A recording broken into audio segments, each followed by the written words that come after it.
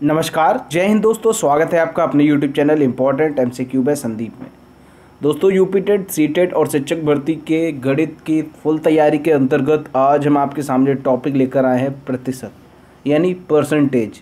दोस्तों, इस वीडियो में हम प्रतिशत यानी परसेंटेज से संबंधित बेसिक कॉन्सेप्ट और उनसे रिलेटेड 20 अति महत्वपूर्ण प्रश्नों को कराने जा रहे हैं।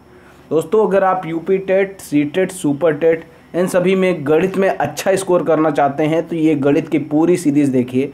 ये गणित का 8वां वीडियो है। इससे पहले हम गणित के 7 वीडियो कोर्स के और 5-6 वीडियो ऐसे ही केवल क्वेश्चन वाले अपलोड कर चुके हैं। अगर आपने वो वीडियो नहीं देखे तो उनको ज़रूर देख लीजिए, ताकि आपको यूपी टेट, सी टेट और शिक्षक भर्ती में गणित में बहुत ज़्यादा हेल्प मिल सके।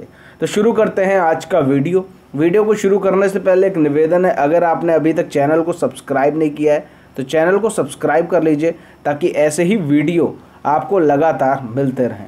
शुरू करते हैं आज का वीडियो। सबसे पहले यहाँ पर हम बात कर लेते हैं प्रतिशत की। आखिर प्रतिशत होता क्या है? मान लो अगर हम कह दें कि 50 का 10% निकालो, इसका क्या अर्थ है? इसका अर्थ है 50 इंटू 10% मतलब 10/100। प्रतिशत का मतलब है बटे में 100। प्रतिशत, प्रति का मतलब होता है ये और शत का मतलब होता है 100। तो यानी डिवाइड का साइन लगाकर और नीचे 100 लिख दिया तो ये आपका प्रतिशत हो गया। 50 का 10% हो जाएगा 5। 1 0 1 0 1 0 1 0 कट गया, आंसर आपका आ गया 5। क्लियर हो गई बात। एक तरीके से आपको मोटा मोटा समझ में आ गया होगा कि प्रतिशत का मतलब क्या है।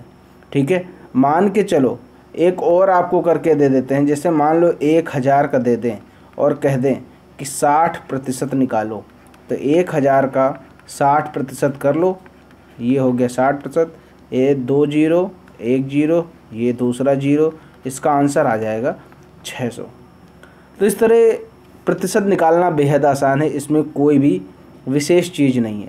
अब यहाँ पर हम कुछ चीज़ों के प्रतिशत यानी कुछ भिन्नों के प्रतिशत समझ लेते हैं। जैसे मान के चलो अगर कहीं 1/2 दिया है, इसका मतलब है कि ये 50% की बात कर रहे हैं। कैसे कर रहे हैं 50% की बात? आपको मालूम है प्रतिशत का मतलब है प्रतिशत। 50 और 100 काटोगे 1/2 ही आएगा।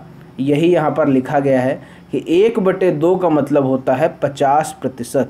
इसी तरह अगर 1/4 की बात करें तो इसका मतलब है 25%। अगर इसी तरह 1/6 की अगर हम बात करें, इसका मतलब है 16.66%। ठीक है, ये चीज़ें तो आपको क्लियर हो गए होंगे। 1/8 का मतलब क्या है? 12.5%। ठीक है, ये हैं भिन्न और उनके प्रतिशत मान। ठीक है, अब यहाँ पर आपको एक चीज़ और बताऊँ। यहाँ पर कुछ इस तरह के क्वेश्चन आते हैं कि आपको कोई भिन्न दे दी जाती है और उसको प्रतिशत में चेंज करना होता है। जैसे मान के चलो आपको भिन्न दे दी गई 16/25। अब 16/25 को किस में चेंज करना है? प्रतिशत में बदलना है। प्रतिशत में बदलो। मान के चलो ये आपके सामने क्वेश्चन आ गया। तो 16/25 को अगर हमें प्रतिशत में बदलना है तो इंटू 100 कर दीजिए, आपका आंसर आ जाएगा 25 चौको 100 और 16 चौको 64%। क्लियर हो गई बात। अब यहाँ पर आपको एक चीज़ क्लियर हो गई होगी कि अगर प्रतिशत में बदलना है, भिन्न को प्रतिशत में बदलना है तो 100 से गुणा करना पड़ेगा, और अगर प्रतिशत को भिन्न में बदलना है तो क्या करना पड़ेगा? हमें 100 से भाग देना पड़ेगा। मान के चलो अगर 87 सही 1/2% दे रखा है। अब इसको ये कह दें कि इसको भिन्न में बदलो, तो सबसे पहले इसको तो साधारण भिन्न में चेंज कर लो। ये आ जाएगा 175/2। ये हमने कर लिया साधारण भिन्न में चेंज। और हमने क्या बताया कि अगर प्रतिशत को भिन्न में बदलना है तो आपको 100 से भाग देना होगा। तो ये हमने 100 से भाग दे दिया। अब इसको आप निकाल लो, 7/8 आ जाएगा और ये आपका 0.875, या तो ये लिख लो या तो 7/8 लिख लो, दोनों सही हैं। तो इस तरह आपने क्या देखा कि प्रतिशत को हमने भिन्न में चेंज कर लिया और अगर भिन्न दे रखी है तो उसको प्रतिशत में कैसे चेंज करना है, सीधा फॉर्मूला आप याद कर लो। अगर भिन्न से प्रतिशत में जा रहे हैं तो क्या करेंगे, मल्टीप्लाई करेंगे 100 से, और अगर प्रतिशत से भिन्न में चेंज कर रहे हैं तो क्या करना होगा, डिवाइड बाय 100। क्लियर हो गई बात। अगर ये आपने कॉन्सेप्ट समझ लिया तो इस तरह का कोई भी क्वेश्चन आ जाए आपसे गलत नहीं होगा। उम्मीद करता हूँ कि ये चीज़ आपको समझ में आ गई होगी। चलो अब यहाँ पर एक सवाल आपको दे देता हूँ तो आपको और ज़्यादा क्लियर हो जाएगा। नीचे कमेंट में बता दीजिए कि 0.457 इसको प्रतिशत में चेंज करना है। किस में चेंज करना है, प्रतिशत में चेंज करना है। सबसे पहले तो आप चाहो तो इसको भिन्न में बदल लो। भिन्न में कैसे बदलना है, ये देखिए दशमलव के बाद कितने अंक हैं, 3 अंक हैं, तो 457 बटे 1 लगाकर 3 जीरो लगा दो, ये आपका दशमलव हट गया और ये आपकी क्या आ गई, भिन्न आ गई। अब इस भिन्न को प्रतिशत में बदलना है, वो आप आसानी से कर सकते हैं क्योंकि इसके बारे में मैं बता चुका हूँ कि भिन्न को अगर प्रतिशत में बदलना है तो क्या करना होगा, गुणा करना होगा या फिर डिवाइड करना होगा। नीचे कमेंट में बताइए कि इसका अगर इसको हम प्रतिशत के रूप में बदलेंगे तो क्या आएगा। चलो अब यहाँ पर आगे देखते हैं। जैसे मान लो कभी कभी क्वेश्चन ऐसे दे देते हैं कि x के x प्रतिशत का मान 36 है, तो बोल देंगे कि x का मान निकालो। तो ऐसी कंडीशन में इस तरह के क्वेश्चन को कैसे सॉल्व करेंगे, सिंपल सा है। x के x प्रतिशत, x के x प्रतिशत, ये हो गया x प्रतिशत, इसका मान कितना है, 36 दे रखा है, तो ये हो जाएगा x स्क्वायर, 100 उधर चला जाएगा, हो जाएगा 3600। ठीक, अब ये जो 3600 है ये हो जाएगा अंडर रूट में, क्योंकि यहाँ से स्क्वायर हटेगा तो ये 3600 अंडर रूट में हो जाएगा। और 3600 किसका स्क्वायर होता है, 60 का, तो यानी x की वैल्यू कितनी आ गई, 60 आ गई। उम्मीद करता हूँ ये चीज़ आपके समझ में आ गई होगी।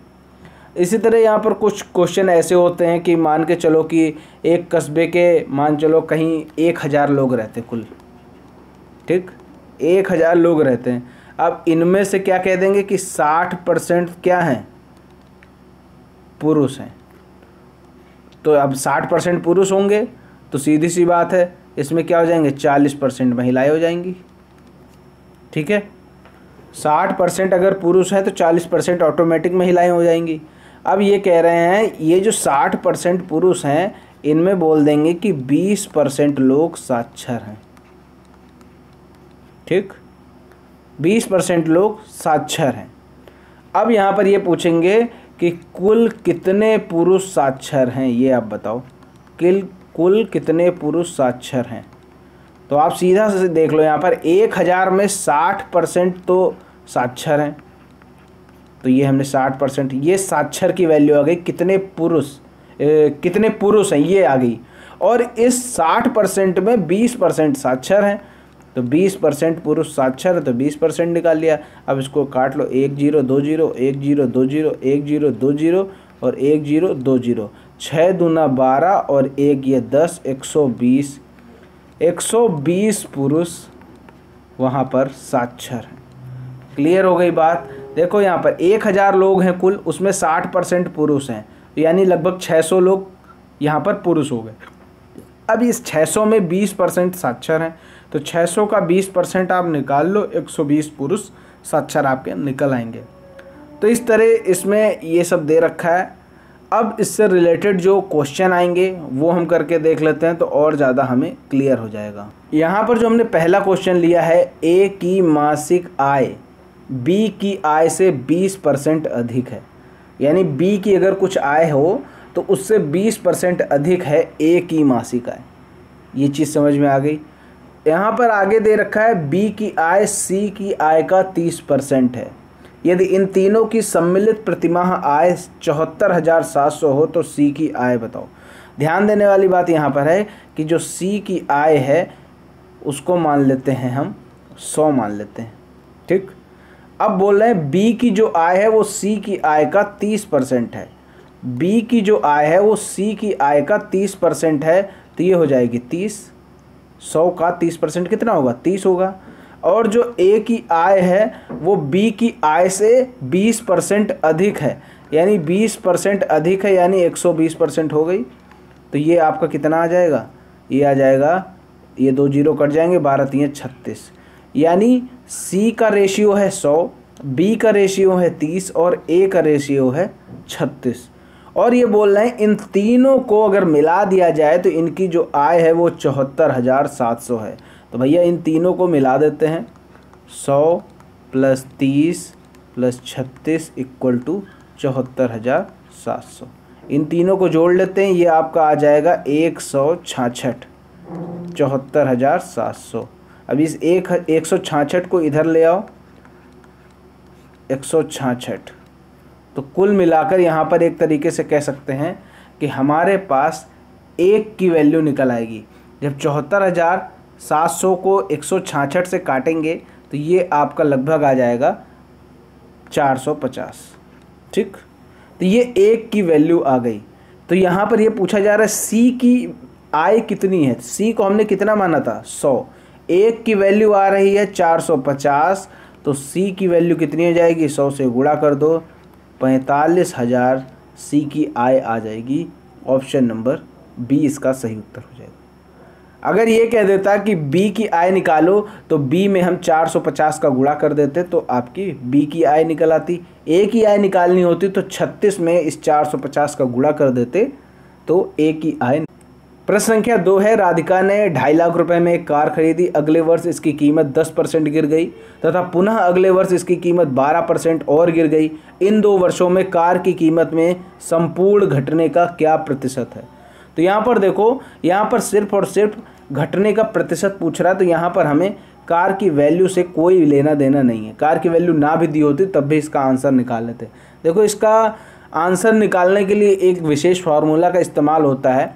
जब भी कभी कीमत घटे या फिर बढ़े, दोनों में एक ही फार्मूला इस्तेमाल किया जाता है। वो फार्मूला है, मान के चलो कि x + y + xy/100।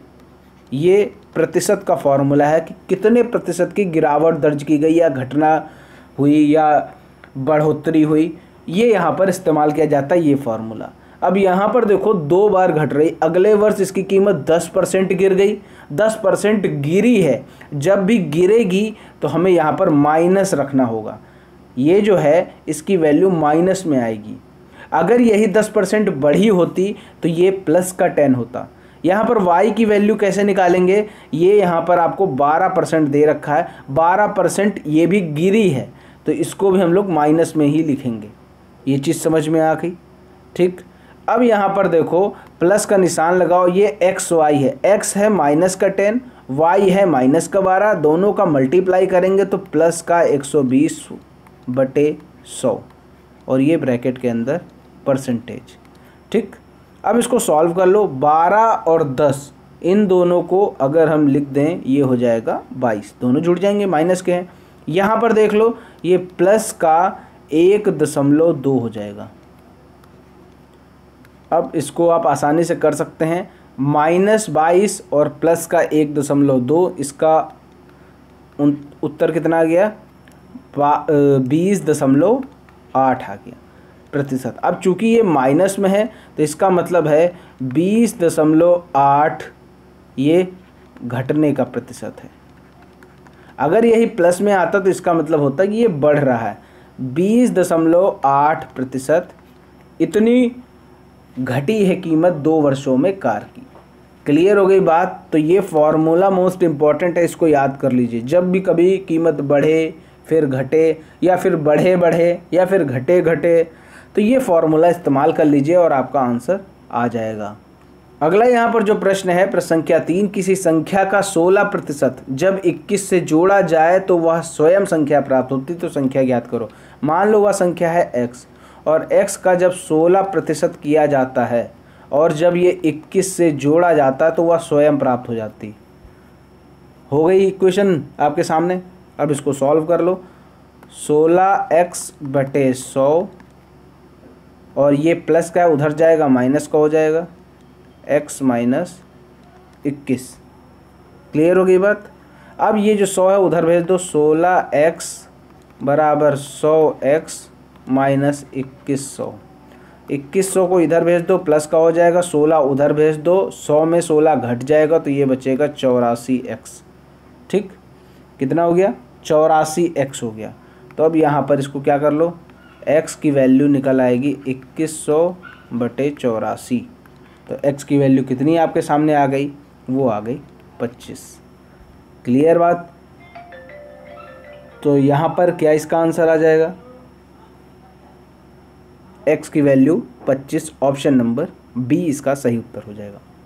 आगे देखते हैं, अगला प्रश्न है प्रश्न संख्या 4। एक पीपे में 20 लीटर डीजल है, रिसाव के कारण 3 लीटर डीजल की हानि हुई, तो पीपे में कितना प्रतिशत डीजल रह गया, ये आपको बताना है। अब देखो, पहले कितना था? 20 था। अब 20 में क्या हुआ? 3 लीटर घट गया, यानी 17 बचा। तो यहाँ पर ये पूछ रहे हैं कितना प्रतिशत डीजल रह गया, यही आपको बताना है। तो 17 का 20 से प्रतिशत निकाल लो, आपका पता चल जाएगा कि कितना प्रतिशत डीजल रह गया। 85% डीजल रह गया। जितना रह गया उसको ऊपर रखो, जितना कुल था उसको नीचे रखो, इंटू 100 कर दो, 85% आपका आंसर आ गया। ऑप्शन नंबर डी इसका सही उत्तर हो जाएगा। अगला यहाँ पर जो प्रश्न है, x का मान y से 25% कम है, तो y का मान x से कितने प्रतिशत अधिक है। यहाँ पर इस तरह क्वेश्चन को सॉल्व करने के लिए देखो, x का जो मान है वो y के मान से 25% कम है। अगर हम y को 100 मान ले तो x की वैल्यू कितनी हो जाएगी? 75 हो जाएगी। ठीक, अब ये पूछ रहे हैं y का मान x से कितने प्रतिशत अधिक है, तो ये कितने अधिक है? 25 अधिक है, और बटे में 75 की वैल्यू इंटू 100। 25 तियाँ 75, और जब 100 को 3 से काटेंगे तो 33 सही 1/3% इसका आंसर आ जाएगा। ऑप्शन नंबर बी इसका बिल्कुल सही आंसर होगा।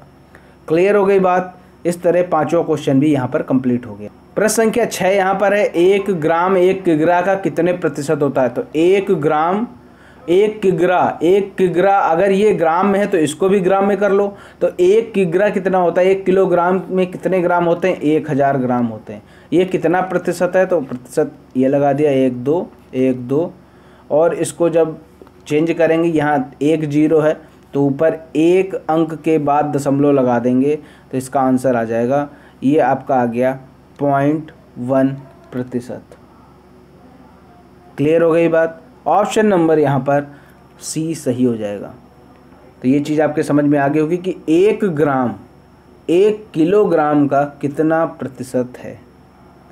क्लियर? चलो आगे देखते हैं। अगला यहाँ पर जो प्रश्न आपके सामने है, 0.4 का 5% है, 5% निकाल लो। ठीक है, अब इसको सॉल्व कर लो। चाहे तो यहाँ से दशमलव हटा के 1 0 बढ़ा दिया यहाँ पे, 5 चौको 20 हो जाएगा ऊपर, और नीचे हो जाएगा 1000। 1 0 से 1 0, 1 बटे ये हो जाएगा 50, 1/50। और 1/50 को अगर हम यहाँ पर आपके सामने प्रतिशत ये पॉइंट में दे रखे नंबर, तो इसको आप चेंज भी कर सकते हो। तो 1/50 होगा वो आपका हो जाएगा 0.02, इसकी वैल्यू आ जाएगी। ऑप्शन नंबर सी इसका सही उत्तर होगा। क्लियर हो गई बात? या तो आप यहाँ पर इस जगह से भी इसको सॉल्व कर सकते थे। जैसे मान लो यहाँ पर मैंने काट लिया इसको, तो इसको काटते ना आप यहाँ पर क्या कर देते कि 1 0 1 0 ये कट गया। अब यहाँ पर 2 0 हैं, ठीक है, तो अब ये हटाने के लिए ऊपर 2 अंकों के बाद दशमलव लगेगा। तो 1 अंक तो ये हो गया, 1 0 अपने आप से बढ़ा लो, ये हो गया 0.02। इसका आंसर यहाँ पर निकल के आ गया। आगे देखते हैं अगला क्वेश्चन। 8वां क्वेश्चन है, एक आदमी 2400 रुपये कमाता है और 600 की बचत करता है। अब 600 अगर बचत करेगा तो उस खर्चा कितना करेगा? 1800 खर्चा करेगा। ठीक है, तो यहाँ पर ये पूछ रहे हैं उसकी आय का कितना प्रतिशत खर्च हो जाता है। तो 1800 खर्च होता है और कुल आय है 2400, तो 1800/2400 इंटू 100। ये इसको सॉल्व कर लो, 1 0 1 0 ये कट गया। अब 1800/24 अगर आप इसको निकालेंगे तो ये आपका 75% निकल के आ जाएगा। क्लियर हो गई बात। तो यहाँ पर ये समझ में आ गया कि अगर कोई आदमी 2400 कमा रहा है और 600 बचत कर रहा है तो वो खर्चा कर रहा है 1800। अब उसका प्रतिशत कितना है, 1800 बटे 2400 इंटू 100 इक्वल टू 75%। अगला प्रश्न है यहाँ पर, ए की आय बी की आय से 25% अधिक है। अगर बी की आय को हम 100 मान लें तो ए की आय 25% अधिक है, तो ये हो जाएगी 125। अब ये पूछ रहे हैं बी की आय ए की आय की कितनी प्रतिशत है, ये आपको बताना है। तो बी की आय है 100, ए की आय की कितनी प्रतिशत है, तो ए की आय नीचे रख दो और ये कर लो। अब 25 चौको 100, 25 पंचे 125 और 20 चौको ये 20 चौको 80, क्या हो गया 80%। इसका आंसर आ जाएगा ऑप्शन नंबर बी, इसका सही हो जाएगा। क्लियर हो गई बात। कोई भी प्रश्न में डाउट हो तो फटाफट बताइएगा। अगला प्रश्न है, एक बर्तन में 25 लीटर पेट्रोल है, रिसाव के कारण 5 लीटर पेट्रोल की हानि हुई। बर्तन में कितना प्रतिशत पेट्रोल रह गया। अभी इससे पहले इसी तरह का क्वेश्चन कराया। 25 लीटर पेट्रोल है और उसमें 5 लीटर पेट्रोल की हानि हुई, तो उसमें बचा कितना, 20 बचा। तो 20 लीटर ये कितना प्रतिशत रह गया, तो 20 कुल कितना था, 25 कुल हमेशा नीचे रखो इंटू 100 कर लो, इसका आंसर आ जाएगा 25 चौको 100, ये आपका आंसर आ गया 80%। क्लियर हो गई बात। नेक्स्ट क्वेश्चन पर आते हैं। 11वें क्वेश्चन पर लिखा है 100 माइनस 300 का 20%। 100 माइनस 300 का 20%, ये कितना हुआ, 300 का 20% कितना हो जाएगा, ये हो जाएगा आपका 60। अब बोल रहे हैं का मतलब गुणा 40%, बस आपको यही निकाल लेना है। तो 1 0 से 1 0 1 8, तो 100 में 60 घटेगा, आएगा 40 गुणे 4 बटे 10। ठीक, 1 0 से 1 0, 4 चौको 16। आंसर कितना आ गया 11वें का, 16। ऑप्शन नंबर सी इसका सही उत्तर हो जाएगा। अब 12वां प्रश्न देखो, बहुत इंपॉर्टेंट है, काफ़ी लोग गलत कर देते हैं और होता ये बहुत आसान है। यहाँ पर लिखा हुआ है एक कक्षा में 75% अंग्रेजी में और 60% गणित में उत्तीर्ण हो जाते हैं।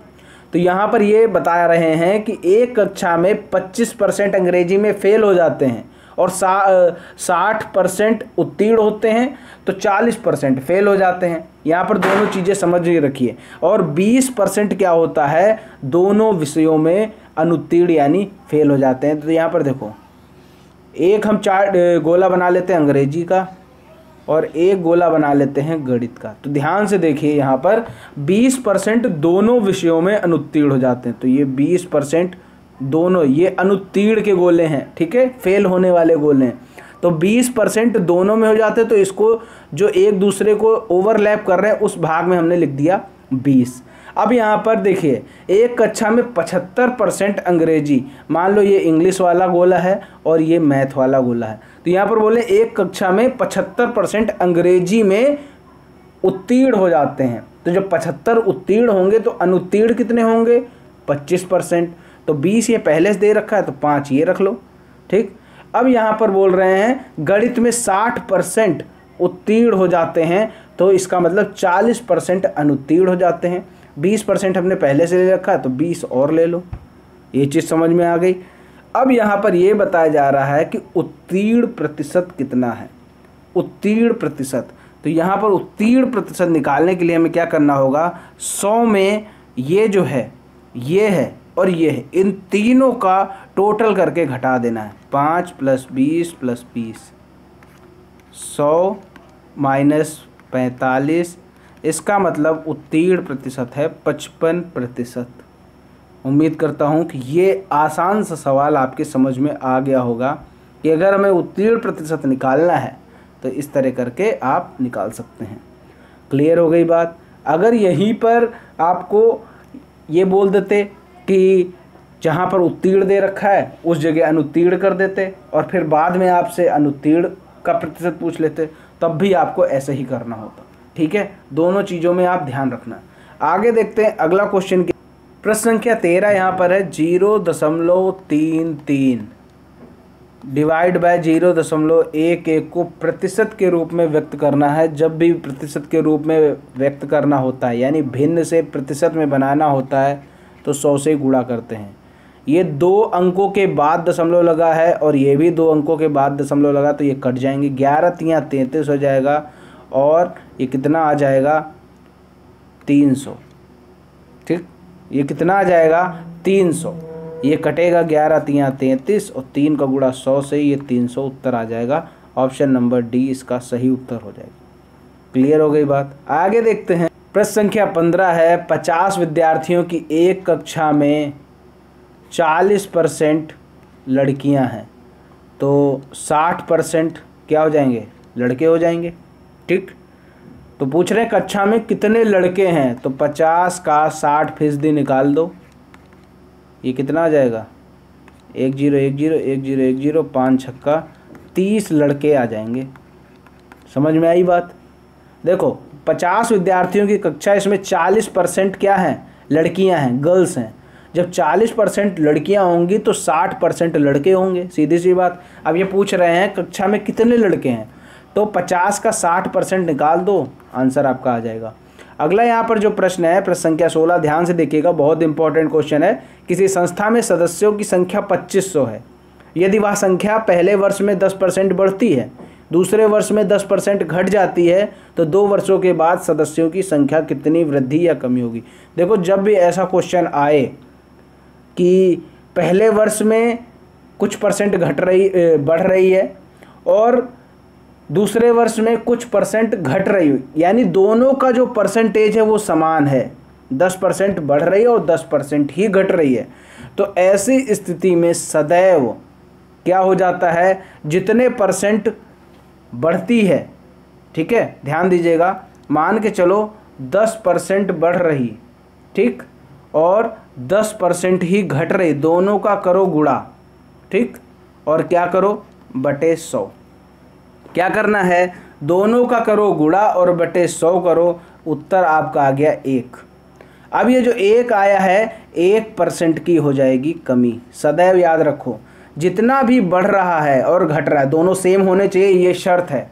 अगर 20 है यहाँ तो 20 यहाँ भी होना चाहिए, तो 20 हो जाता 400, 400 बटे 100 यानी 4% की कमी आ जाती तब। अब यहाँ पर 10 बढ़ रहा है 10 घट रहा है तो बटे 100 किया, 1 आया 1% की, इसमें हमेशा कमी होती है। तो 2500 अभी संख्या है कुल, और 1% अगर घटेगा तो लगभग 25 घट जाएगा। 1% 2500 का 1% कितना होगा, ये 25 हो जाएगा, तो ये हो जाएगा 2475। 2475 सदस्य रह जाएंगे, लेकिन यहाँ पर पूछ कितने रहें कि कितनी वृद्धि या कमी होगी, तो 1% की कमी हो रही है तो 25 की कमी हो जाएगी। ऑप्शन नंबर सी इसका सही उत्तर हो जाएगा। अगर ये पूछ देता कि कितने सदस्य रह जाएंगे तो 2475 सदस्य रह जाएंगे, और अगर ये कह दे कि कितने सदस्य कम हो जाएंगे तो 25 सदस्य कम हो जाएंगे। अगर ये कह दे कि कितने प्रतिशत की कमी आ जाएगी तो 1% की कमी आ जाएगी। कुछ भी पूछ ले इन तीनों में से तो ये तीनों आप बता सकते हैं। अगला प्रश्न देखते हैं। प्रश्न संख्या 17 है, यदि किसी मशीन का मूल्य 10% प्रति वर्ष की दर से अवमूल्यन होता है। अवमूल्यन का मतलब है कि 10% प्रति वर्ष की दर से घट रहा है मशीन का मूल्य। इसे 3 वर्ष पहले खरीदा गया था। यदि इसका वर्तमान मूल्य 1,45,800 हो तो इसे कितने में खरीदा गया था। मान लो अगर हमने इसको x में खरीदा था, अब इसका जो मूल्य है हर साल 10% घट रहा है। मान लो अगर 100% होता तो अगर 10% घट जाता तो कितना बचता, 90% बचता, यानी 1 साल में इसकी वैल्यू कितनी रह जाती, 90%। अब ये हमारे पास कुछ वैल्यू आ गई। अब जब अगला साल आया तो इसका भी 10% घट गया, यानी 90% बचा, ठीक। फिर 10% घटा यानी 90% बचा। अब इसका 3 बार अवमूल्यन हो गया है 3 वर्ष तक, और इसकी वैल्यू कितनी बची है, 1,45,800, ठीक। अब इसको अगर आप सॉल्व कर लो आपका आंसर आ जाएगा। ये हो गया आपका x गुणे 9 गुणे 9 गुणे 9 अपॉन 1000, ये 1 0 और ये 2 0, 145,800। अब इसका आप सॉल्व कर लो इसको। 9 गुणे 9 गुणे 9 इंटू 1000। तो यहाँ पर x की वैल्यू आपके सामने आ जाएगी। इसको अगर आप सॉल्व कर लेंगे तो इसकी वैल्यू आ जाएगी 2 लाख। ठीक, तो यहाँ पर जो मशीन का मूल्य है वो 2 लाख था जब 2 लाख में ख़रीदी गई थी। उसके बाद प्रति वर्ष 10% की कमी हुई है दाम में, और उसके बाद तीसरे वर्ष के बाद यहाँ पर इसकी वैल्यू बची 1,45,800। तो इसको सॉल्व कर लिया, आपका आंसर आ गया 2 लाख। क्लियर हो गई बात।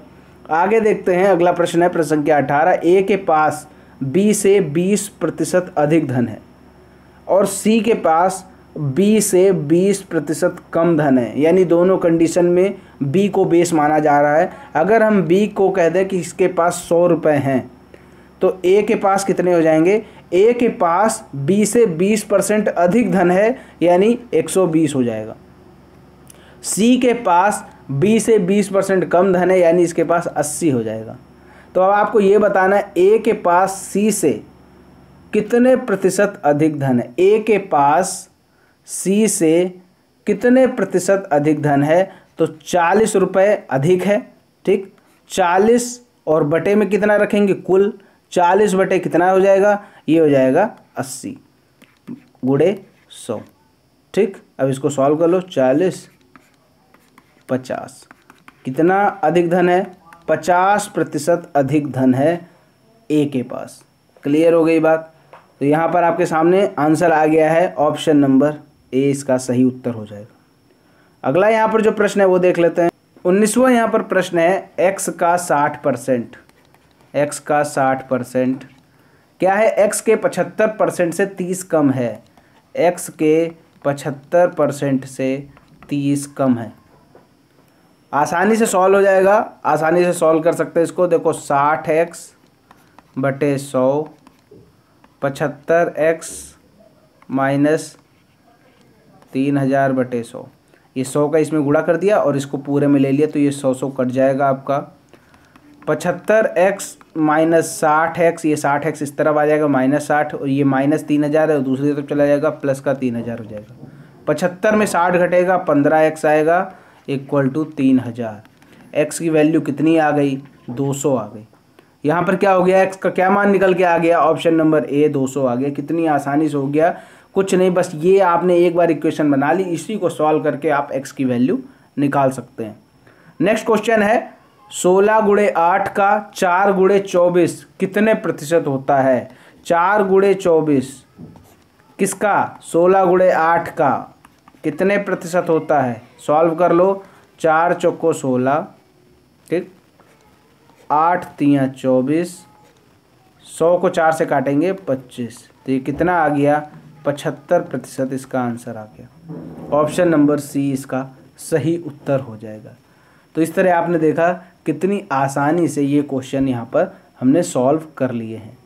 अब आपके लिए एक क्वेश्चन दे देते हैं, उसको आप नीचे कमेंट में करके बताइएगा कि 4 कितनी पावर रख दी जाए, ठीक, का यही नंबर यहाँ पर भी परसेंटेज 51.2। यहाँ पर क्वेश्चन मार्क की जगह क्या होना चाहिए ये आपको यहाँ पर बताना है। जो नंबर यहाँ होगा वही नंबर यहाँ पर भी होगा। अब यहाँ पर आपके सामने ये क्वेश्चन दे रखा है, इसको आप सॉल्व करके बताइए कि इसका आंसर क्या आ रहा है, नीचे कमेंट में बताइए। अगर आपको ये वीडियो पसंद आया है तो वीडियो को लाइक के साथ साथ शेयर करना ना भूलें, और अगर चैनल को अभी तक सब्सक्राइब नहीं किया है तो चैनल को सब्सक्राइब करके घंटी का निशान ज़रूर दबा दें, ताकि ऐसे ही वीडियो का नोटिफिकेशन आपको लगातार मिलता रहे। मिलते हैं दोस्तों अगले वीडियो में, तब तक के लिए जय हिंद, जय